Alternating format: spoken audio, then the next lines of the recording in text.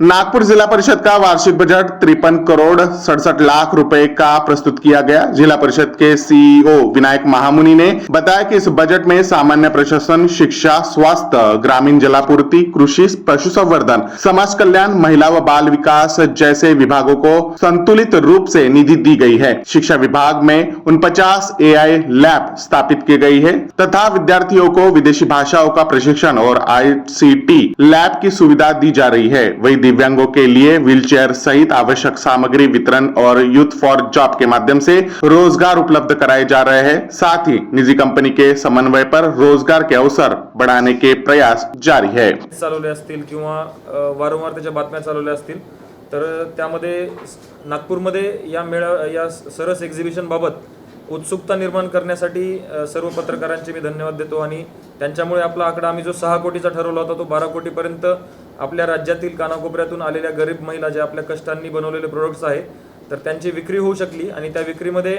जिल्हा प्रशासनासोबतच आपल्या सर्व पत्रकारांचा खूप मोठा वाटा आहे। त्यामुळे उमेद मार्फत MSRLM मार्फत किंवा पूर्ण शासनाच्या आणि सर्व आपल्या महिला बचत गटांच्या वतीने मी आपले धन्यवाद देतो आणि आज 27 मार्च रोजी आपला जिल्हा परिषद नागपूरचा जो अर्थसंकल्प आहे तो मी आपल्या समोर सादर करतो।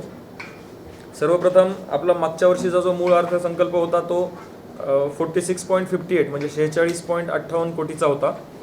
यावर्षी आपण पैशांचं नियोजन चांगल्या पद्धतीने केल्यामुळे आणि ज्या आपले ठेवी आहेत ते बँकेमध्ये आपण स्वीप इन फॅसिलिटी असेल किंवा जास्तीत जास्त इंटरेस्ट रेट कसा मिळेल या पद्धतीने बँक सोबत आपण जे MOU केले असतील त्यामुळे आपल्याला भरपूर उत्पन्न मिळालेलं आहे आणि 46 कोटींचा मागच्या वर्षीचा अर्थसंकल्प यावर्षी आपला 53.67 कोटीचा बनलेला आहे।